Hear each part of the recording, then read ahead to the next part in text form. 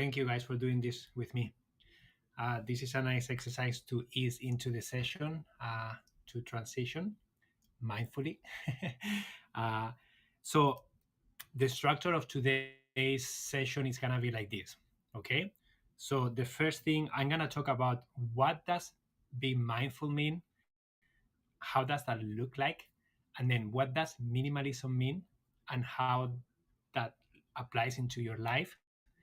And then I'm going to talk about the different areas that you can explore how to use these techniques in. Okay, so I'm gonna be talking about time management, self-care, creating your peaceful and clutter-free home, taming the paper clutter, and mastering your meal planning, your flow. Okay, so are you guys okay with that? And then after that, I will allow for questions and conversation and answer anything uh, that you guys want to talk about. Does that sound like a plan for you guys? Just give me a thumbs up if that sounds good.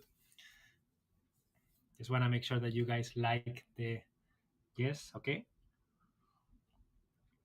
Okay.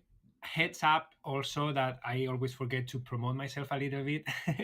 And this session is inspired by a workshop that I am starting on Thursday.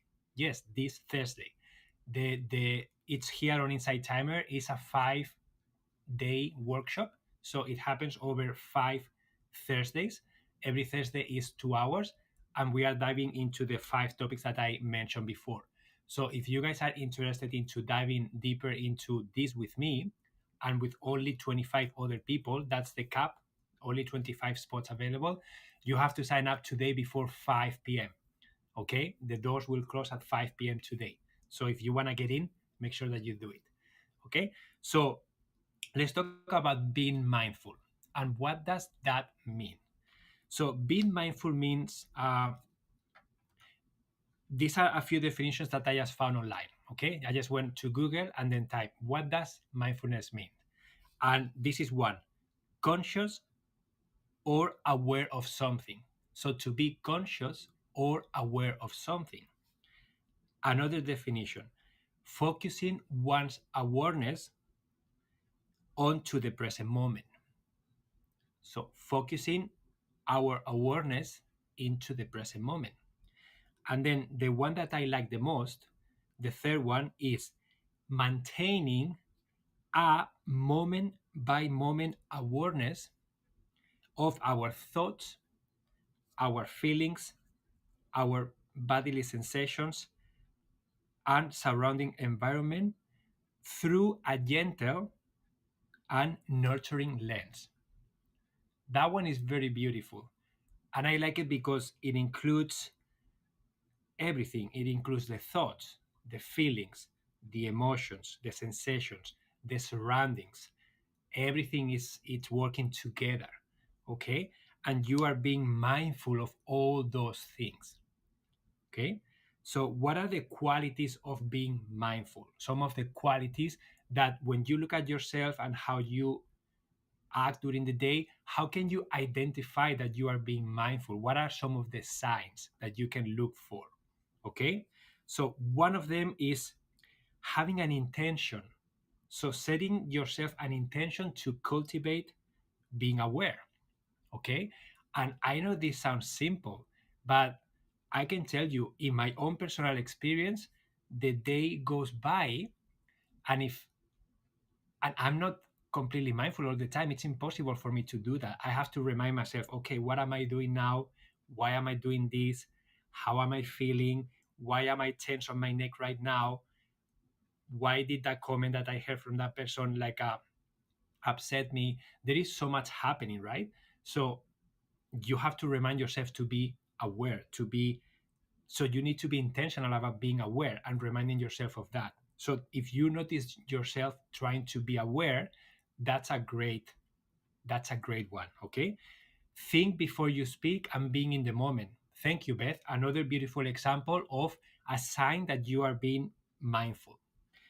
Another one: observing the present moment, thoughts and feelings. Just allowing whatever is happening inside of you to just be there without judging, without having to do anything, just observing, like, wow, I am really upset. Wow, I feel really tired. Wow, I am drained. I need a nap. Wow, I'm so excited. Just be gentle with yourself and allow space and time for you to experience whatever you are experiencing. Okay? Separating the self from those feelings. Lisa, beautiful. Yeah, separating yourself from those feelings. That's a good one because instead of you reacting right away, being mindful means watching what's coming, watching how you are feeling, and then instead of just reacting to it, just allowing yourself a little bit of time to process. Like, wow, like I really want to scream to this person now. Wow, I really want to punch the wall right now. Wow, I feel like an idiot because of that thing that I did. Whatever is coming up, just allow it to be for a little bit before you do something about it. You don't have to react. Great point. Thank you for sharing that. Okay. Uh, Another quality is attitude that is non-judgmental and is curious and kind. So whatever is happening, you don't need to judge that feeling, that emotion, that action. You can just watch it with curiosity and with kindness, saying, wow, Emilio, when your daughter this morning said, I don't want my puppy, you were really feeling hurt. But then you allow some time to reflect, like, wow, but she didn't mean to do that. Maybe she was just tired. So I don't need to react and get upset and show my upset to her. I can just allow herself, allow my daughter the space that she needs. And then what I do, I just distract her. I just show up with a globe with finger puppets that I have, and I start talking, or I show up with a teddy bear through the door, a distraction, and then I change her state. So I can do that sometimes because I don't react, but sometimes I do react. Okay, so being mindful is allowing yourself a little bit of time to reflect and to don't react to things. Okay, uh, breathing deeply and mindfully throughout your day. That's another quality of being mindful. Okay, if you allow yourself and remind yourself that breathing is very important, okay, that breathing will allow you to just calm down. When you breathe deeply, a few things happen. You are sending more oxygen into your brain. Okay, you are signaling your brain that you are safe, that everything is okay. You don't need to run away, you don't need to fight, you don't need to do anything. You just slow down. When you are breathing and you are focusing on the air going in and out, that's a great way for you to come back to the present moment. And then if you start noticing what's around you, how you feel, that's mindfulness. That's a great way to be mindful and to come back to the present moment. Okay? So yeah, that's Negrito. My cat is meowing in the background. He loves being present too. Okay, so anything else, guys, that you notice that you are being mindful? Any signs? So Francisco says, I have noticed that being mindful awakens intuition. Absolutely. Francisco, when you are being mindful, basically you are in the present moment. When you are in the present moment, you are allowing yourself to really see, notice things. And if you are with that curiosity and open mind without making judgments, that intuition is you connecting with yourself and just knowing what you are supposed to do, knowing what the next step is. It just flows through you because you are more connected with yourself. And this happens to me a lot, guys, when I'm practicing self care and I am doing something that I love, playing squash, I'm wood carving a game, I am playing my guitar, I go for a walk, I go snowboarding. When I do something fun, I'm juggling my balls, I go to watch an inspiring movie to the cinemas, I get so creative.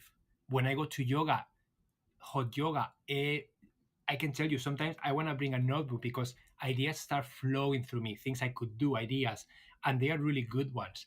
So, yes, intuition, awakening, creativity, all those things are going to like get higher and happen more easily when you are mindfully aware and mindfully in the present moment. Okay, so yeah, so what are some of the benefits of being mindful? Okay, yeah, being mindful, you can learn how to regulate your emotions, you can decrease stress, you can decrease anxiety, you can decrease depression, you can pretty much improve any mental health uh, issue that you are being challenged by. And then you learn to connect with yourself and with what you need in the present moment. Okay, and this goes into self-care, because self-care is nothing else than taking care of yourself. And the way that you can take care of yourself is by being aware of what you need. And the way for you to be aware of what you need is by mindfully be present and mindfully watch and observe what's going on with your body, with your emotions, with your environment, with your social relationships, with everything around you. Okay, that's the way for you to understand, wow, I'm being triggered here. Wow, I would like to change that. I would like to eat better. I manage my time very poorly. What can I do to improve that? But from a lens of non-judgmental, being gentle with yourself, and then being patient, and always, yes, I think forgiving yourself for not being able to do it now and moving into what can I do next to make this better. That's the philosophy of like gentle and non-judgmental uh, attitude. Okay, so that was all about mindfulness. Okay, drinking water, yeah, absolutely, drinking water is so important. Thank you for reminding me of that one. There are many, many, many more that we can talk about. I just made a list of the ones that came out for me, but guys, anything that makes you feel well, anything that it's important to you, anything that will help you become more aware, more mindful, by any means use it. There are so many different strategies. Okay, so that was all about being mindful. Okay, what about minimalism? Okay, what about minimalism? What is minimalism, guys? Would you like to share in the chat what does minimalism mean? Just just share some words before I give you a couple of definitions.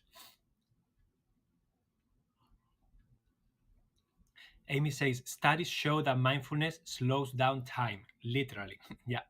So minimalism is less, less is more, non-attachment, simple, nothing more than what you need, intentional living, only have what you love, living simply, streamlining to what matters most, eliminating the non-essential, living a life that reflects your values, having what serves you. Beautiful. So you guys are very aware of what minimalism is. Saving lots of money. I That one like is it. very What beautiful. for, Anon?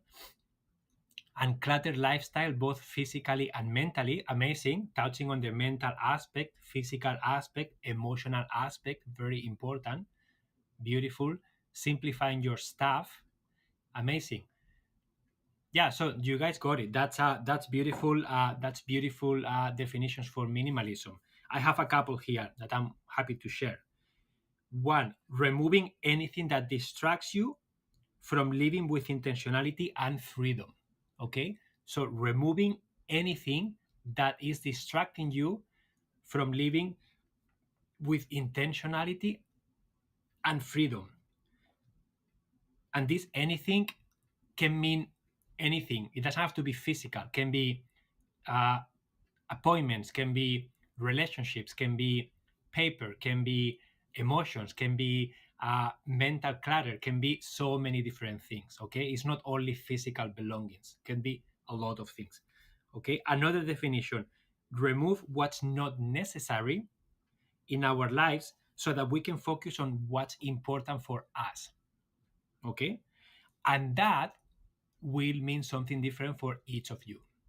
And this is the beautiful think about the philosophy of minimalism, that minimalism, it's going to mean something different for each of you, because if each of you are going to have different intentions, different goals, different things that are important, and you get to define that, you get to define what's important for you, and then you get to be mindful and intentional about how you use your time, your space, and your energy to make that a reality.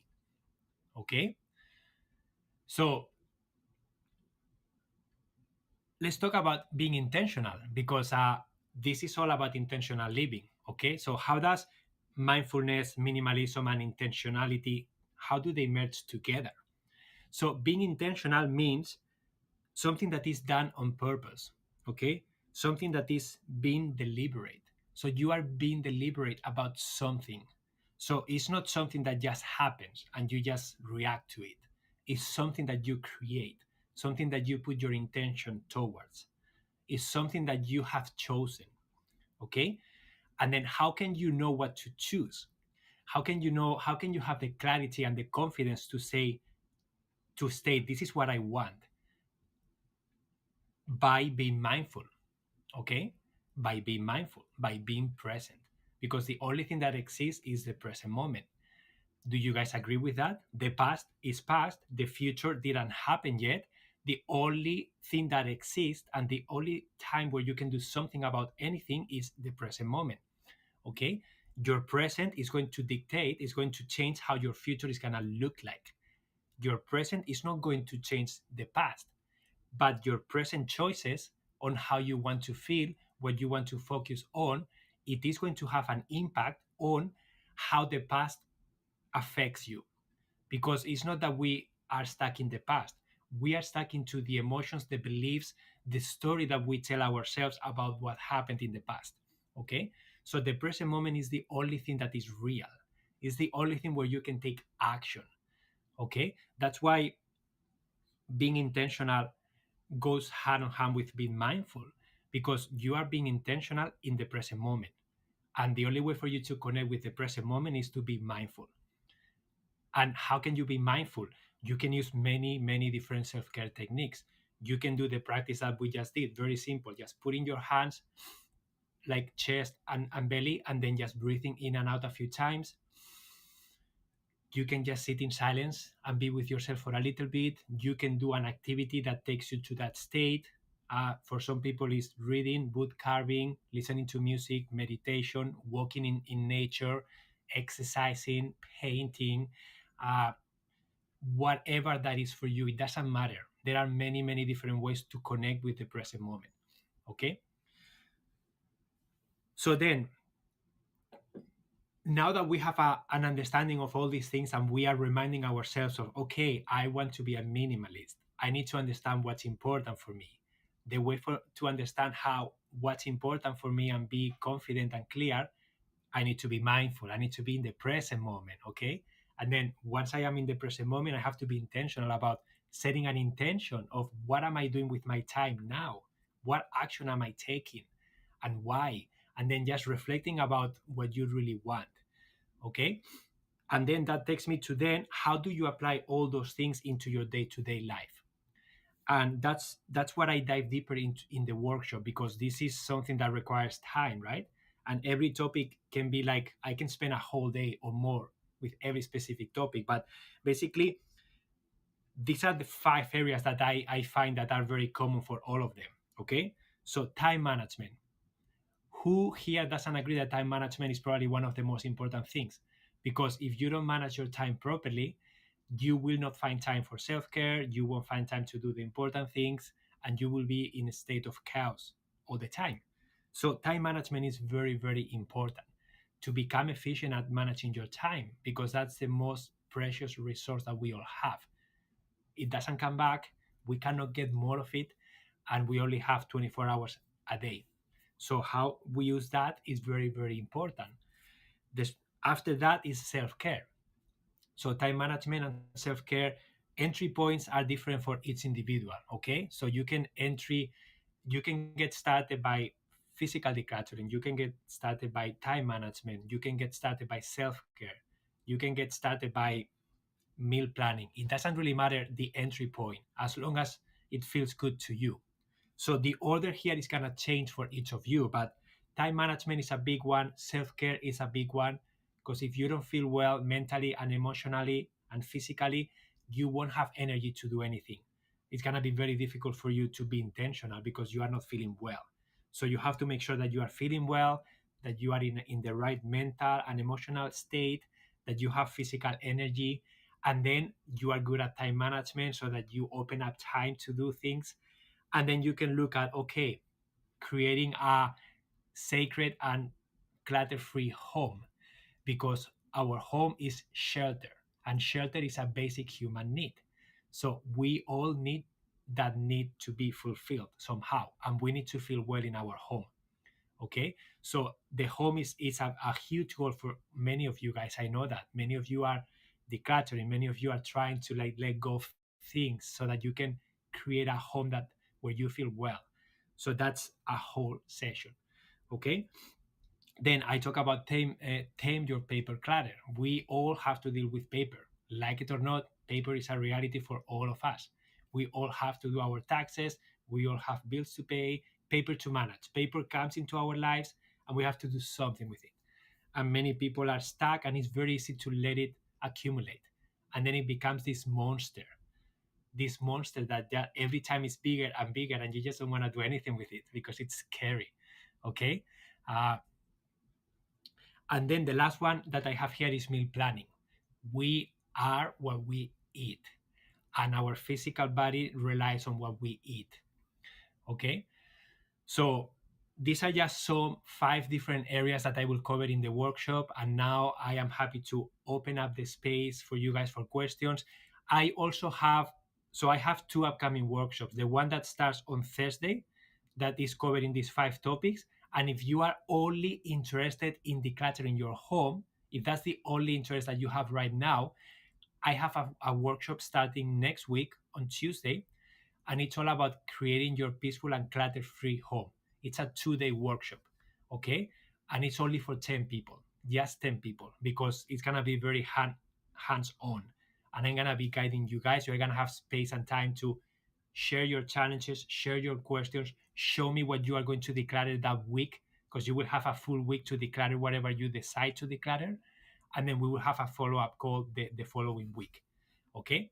So the 5 topics of the first workshop, Amy, are time management, self-care, and mindfulness practices, and then creating your peaceful and clutter-free home, tame your paper clutter, and the 5th day will be about meal planning. Okay? And the second workshop that is starting next week, that's gonna be only about decluttering your home, one area of your home, and you will have a full week. Okay? Again, for the workshop that starts on Thursday this week, you have to sign up today before 5 p.m. If not, those will be closed. Okay? So I am going to open up space now for questions, guys. So let's see what I have. Yes, the paper monster does get scary. Absolutely. Emilio, how do we find balance between rigidity and flow with time management? Yeah, so that's a very interesting dance. So how do you find the balance between being rigid and being flexible when it comes to time management? Okay, and this is something that we all are going to face. You are going to set your intention, you are going to create your ideal week, you're going to create the schedule that you want to have, and then something is going to get on the way. So when that happens, you have to be mindful. Okay, beautifully said. You have to be mindful in the present moment, and you have to assess every situation from that place of being mindful. When something comes up, then you have to question it. So the first thing that I would suggest is, don't say yes or no right away, just unless it's an emergency, unless your house is on fire, if someone had an accident and needs you. Like, if it's a real emergency, drop everything and go. Okay, don't let your schedule get on the way. You can always come back to your schedule once things are managed, but you need to know what a real emergency is.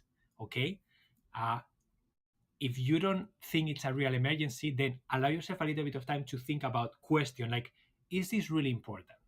Do I really have to do this? Can I say no to this?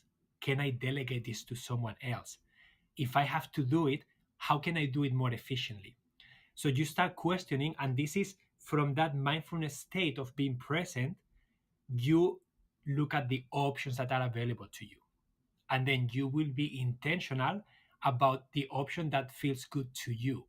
And you will know which one feels good to you because you are being mindful, you are being present, and you are noticing how you feel, you are noticing your emotions, you are noticing everything that's going on.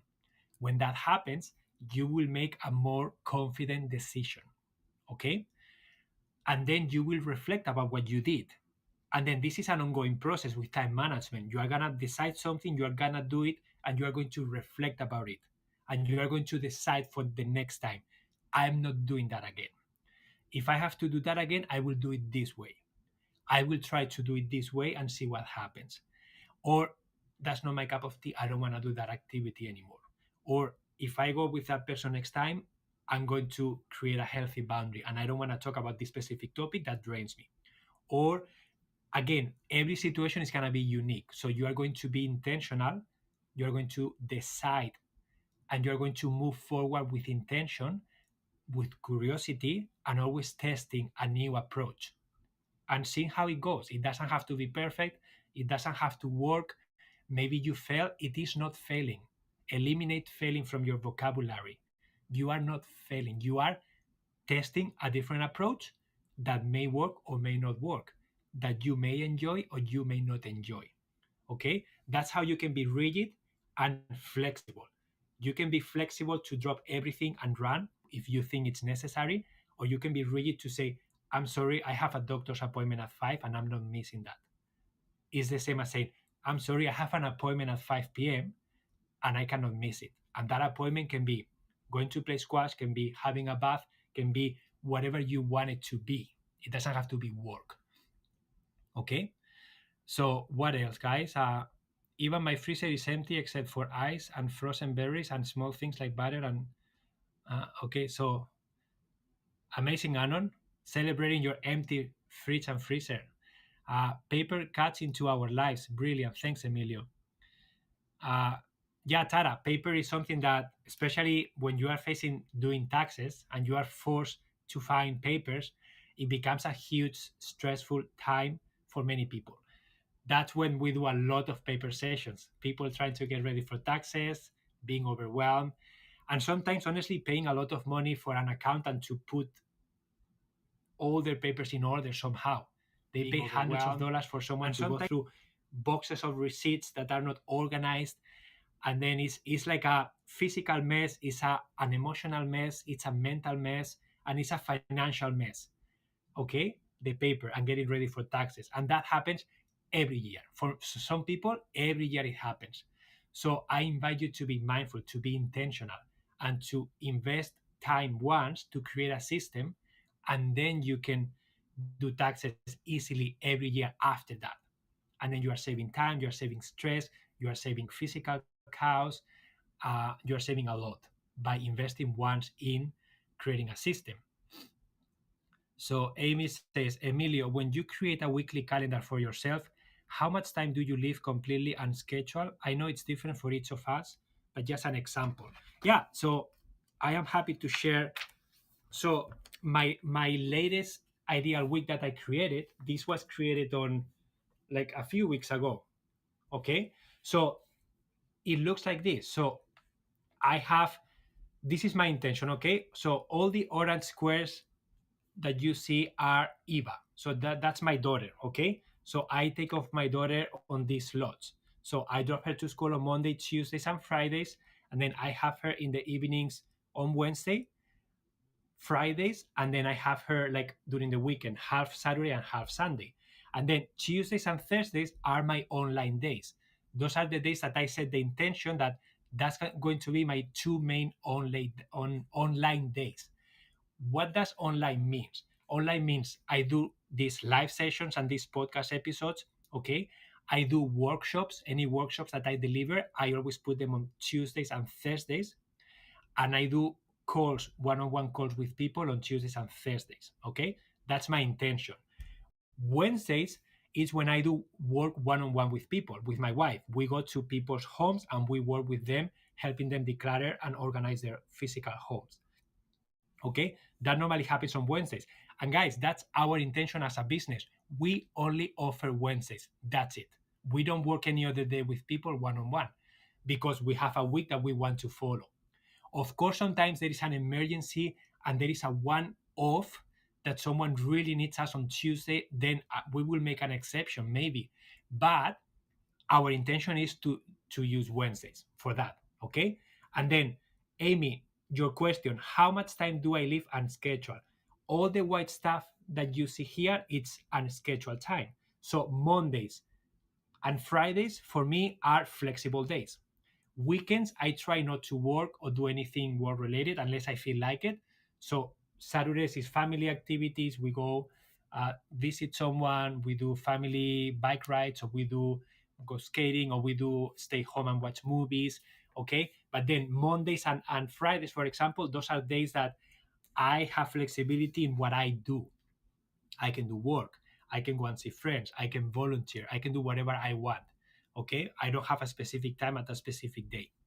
So that's how my calendar looks like. It's gonna be different for each of you. Okay? It's gonna be different for each of you. And this is the secret.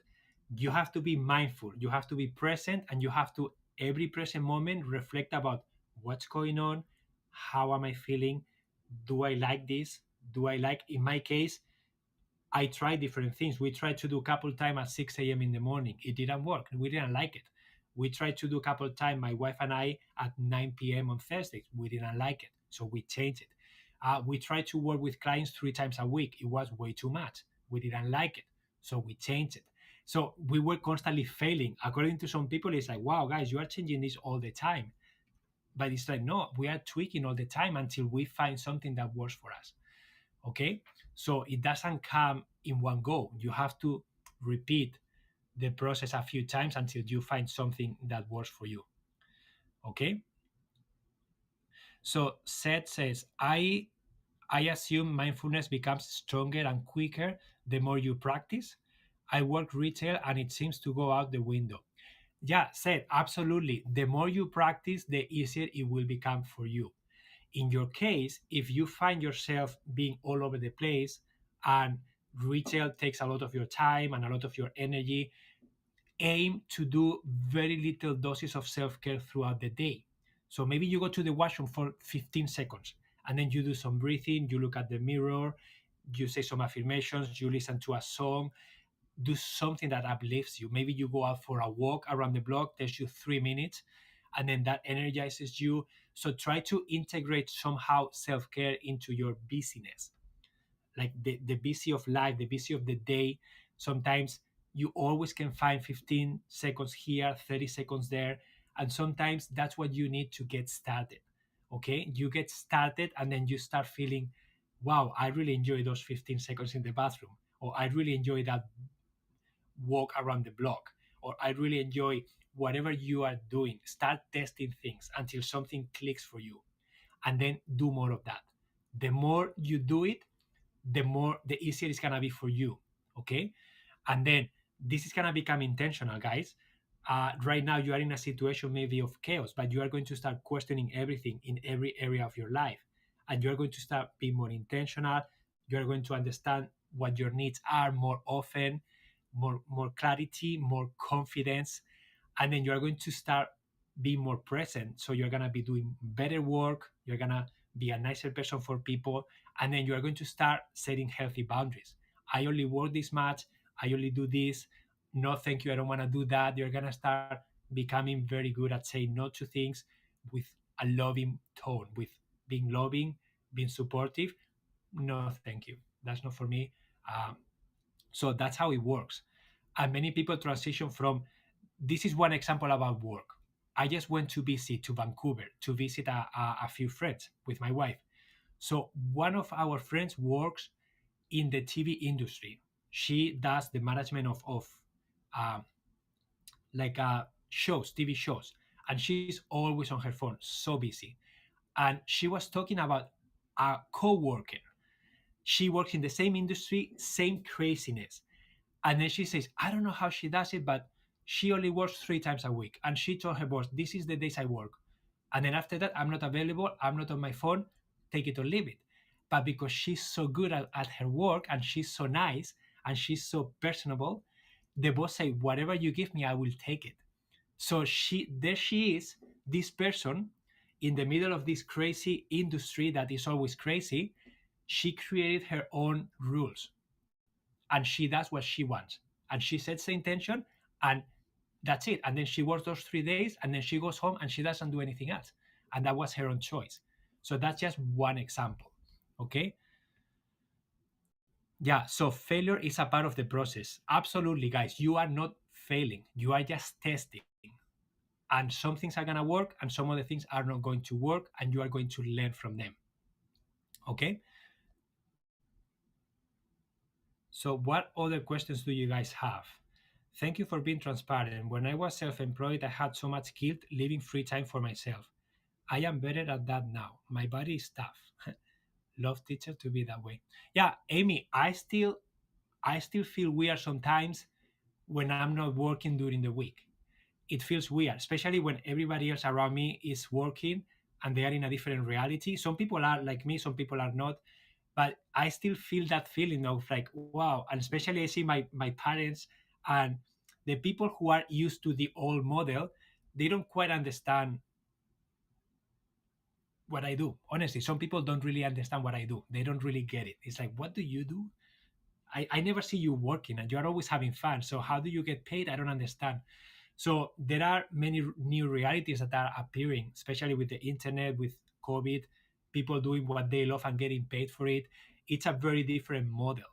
So yeah, I still have the mentality of like I should be working Monday to Friday, 40 hours a week. And sometimes I feel guilty and I feel that thing coming up. But I try to say, no, Emilio, you are doing what you are doing. You are providing, you are taking care of everything that you want to, and you deserve to have breaks. And you deserve, because when I have breaks, that's when I am the most creative. And the reason why I can do these sessions every week and come up with different topics and have enthusiasm about it and be able to read books about it is because I am inspired. And the way for me to feel inspired and creative is by me being mindful, being present, and allowing myself to do what I love doing. So it's a cycle. If I stop doing that, then I will start feeling it, because I do feel it like, oh, I'm stagnant. I don't have as much energy, and I'm procrastinating more. And yeah, I get into that mood and then I don't like it. So it's like a cycle that needs to keep rolling. Okay. So Tara says, you are an inspiration. I always feel lazy if I am not working. Then I get burned out and miserable. I love the possibilities in this new way of living. Yeah, Tara, the same way, and this is for people who are self-employed or for people who always can do more, because you always can do more, right? It's very important to create that ideal week, that week where you are setting very clear and defined blocks of time for specific things. And sometimes you need to get out of your house, you need to get out of the office, and you need to go somewhere, like to the gym, to wherever, to do that activity, because you need to remove yourself physically from that environment until you start creating the habit. That's normal. So that's why I go to the gym to play squash. I go to the gym to do yoga. I try to get out of the house to see friends. Sometimes when I'm feeling like I'm not centered, I go to the library, I go to a coffee place, and then I feel I'm in a different environment. So I feel more, okay, now I can do the work I wanted to. But before I couldn't. It's just like distraction. So maybe the energy of the space is just not the right one for me. So it's a process. You are gonna feel guilty, and then you are gonna be aware of it. You're gonna be mindful. Oh wow, I'm feeling guilty. That's good. Okay, that's fine. I'm feeling guilty because I'm not working. Okay, so what can I do? Okay, so I'm gonna create a limit of how much time I spend by myself doing nothing. And then once that's done, then I will go back to work. So create something that feels good to you, and then try to pursue it. Uh, So what else do you guys have for me? I admire those who are able to transition. Switching gears to a life that allows time to recover has made me feel guilty. Yeah, Tonya, and that's just be gentle with yourself. This is a process, okay? As I was saying, it's not going to happen like that. It's going to be a process. You're going to be mindful, you're going to be present, and then you're going to notice how you feel, and then you are going to drop the ball, few hours are gonna go by, few days, few weeks, few months sometimes, and you realize, wow, I haven't been present in forever. Okay, instead of just blaming yourself, feeling guilty, okay, what can I do now in the present moment to make sure that I am more intentional, to make sure that I am more present, to make sure that I am applying minimalism into my life? And then keep flexing that muscle. The more you flex that muscle, the easier it's going to become. Okay.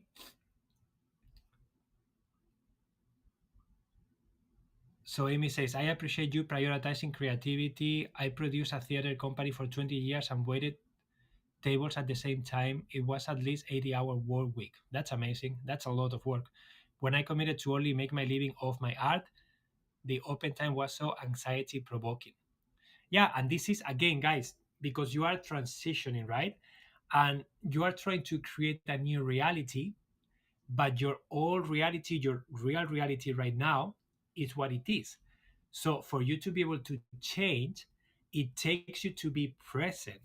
Okay, you have to be present and intentional to be able to change what you are doing, to be able to change how you feel. This is like, how many of you remember when they were learning how to drive, especially if you were learning how to drive stick, like with the gears? Okay, I remember myself sitting in that car and having to think about, there is a clutch, there is a brake, there is the accelerator, there are the mirrors, and then I have to switch gears, and then I have to look at the traffic, and then I have to look at the traffic lights. It was overwhelming, right? It needed a lot of intentional and presence. You needed a lot of presence to be able to learn. Okay, you are present and present and present, and after driving a few times, you notice that it's becoming more less present and more automatic.